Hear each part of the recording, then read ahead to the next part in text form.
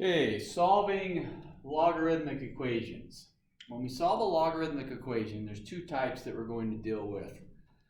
In order for us to be able to solve them, we want to have a logarithm, and I put log, but it could also be a natural logarithm. But we want a logarithm equal to some number, or we want a logarithm equal to a logarithm. So we want a log on each side, or a log equal to a value. So let's take a look first here at a log equals a number. That's something like this.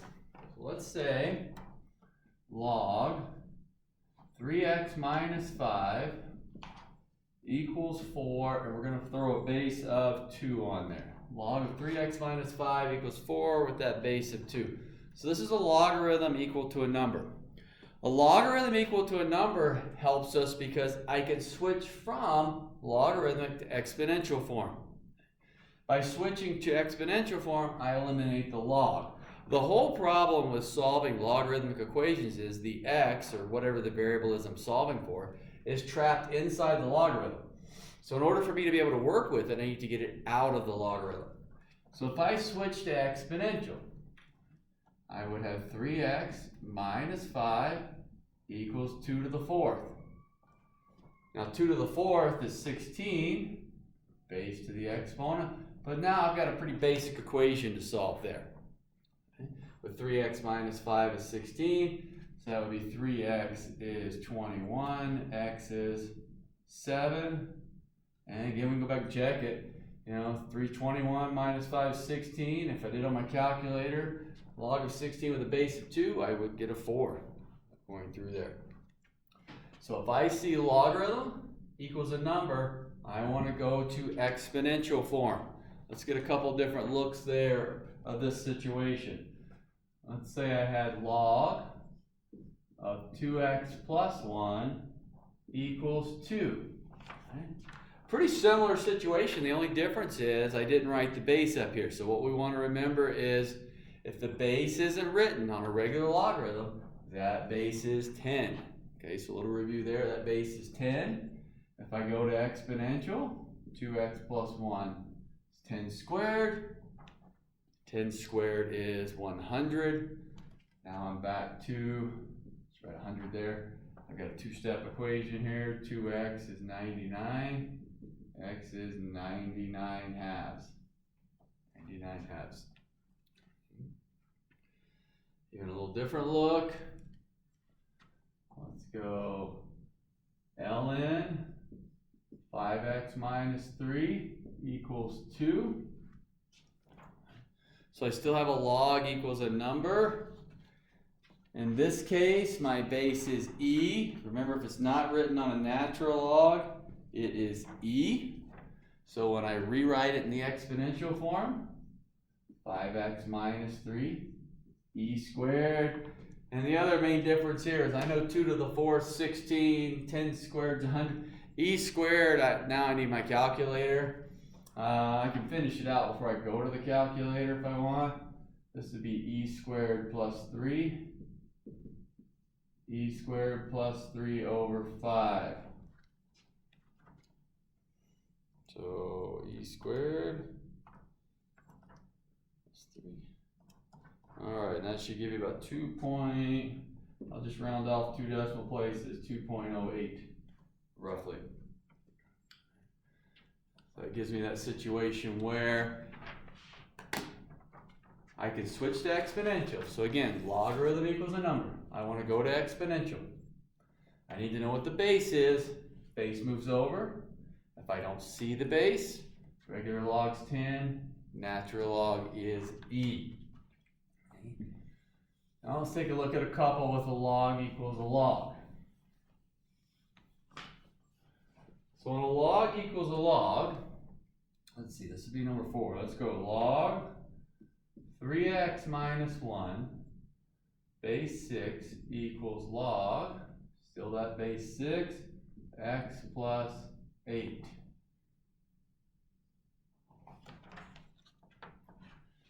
Now if it's a log equals a log,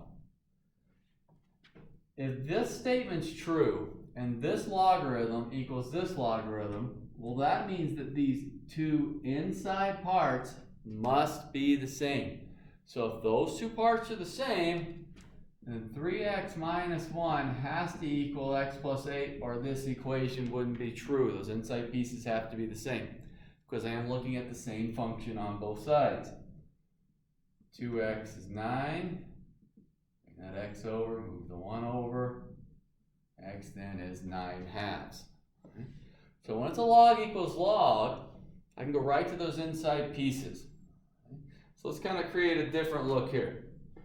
Let's say I have a log of x minus 1 base 3 minus log 6 base 3 equals, and on the other side, we're going to go log of x minus 2 base 3 minus log x base 3. Now in this situation, this is not a log equals a number, and it's not a log equals a log. Log equals a log is just one log on each side. I don't have this situation here. So this is where my old properties are going to come in. My properties were, if I had a minus between logarithms, that would go to division. So I'd have log base 3, x minus 1 over 6. And on the right side, log base 3, x minus 2 over x. So I combine the two logs on the left and the two logs on the right. And the nice thing is, this has now created this log equals log situation. So I have that log equals log, which means the two inside pieces must be the same for this equality to be true. So the properties took me down a step. Now I know x minus 1 over 6 has to equal x minus 2 over x. I can work to solve this. Let's see, I have x times x minus 1 equals 6 times x minus 2. Distribute, combine, x squared minus x equals 6x minus 12. That would be, if I get it off, I see a square. Remember when I see a square, I'm thinking of factoring. So x squared minus 7x plus 12 is 0. I'll bring everything to the left side. And then I can factor. Let's see, x minus 3, x minus 4 is 0. Which would mean that x equals 3. And x equals 4. X equals 3 and x equals 4. So there's my two values for x. Let's take a look at another one here using some properties. And let's say I had log of x plus log x minus 48 equals 2. So again, I have another situation here where this is not a log equals a log, and it's not a log equals a number. I've got two different logs here. But I'm going to bring that idea of my properties back in. A plus went to multiplication, log. And if I go ahead and distribute that, it'd be x squared minus 48x, 2. Then I can move my base over. So now I'm down to this log equals a number. So we're going back to that exponential form. Base is 10. We've talked about that if it's not written. So x squared minus 48x is 10 squared. I'll just rewrite that. 10 squared is 100. Same idea we had in the previous problem. If I see a square, I'm most likely have to factor. If not, I'm going to have to use quadratic formula or something. So I need to bring the 100 over. X squared minus 48x minus 100 is 0. And then this one factors to x minus 50. X plus 2 is 0. And then x would be 50, or x equals negative 2. And in this case, this will be a little bit different than the last problem. 50 is my answer. Negative 2 is impossible. Okay. Remember a logarithm. The domain of a logarithm was from 0 to infinity, not including 0. So we can't take the log of 0. We can't take the log of a negative number. Just to review from the past, the graph of a regular logarithm looks something like that. Okay, so they can come over here to this left side. So I've got to look at my values and go, all right, well, if I put 50 in, 50 is fine. 50 minus 48, that's 2, I'm good. Negative 2, I can't put a negative in there. Can't take the log of negative 2, and can't do the log of negative 50. You're like, well, wait a minute. Back on number 5, hey, you kept both answers. Well, let's take a look. I didn't talk about it then.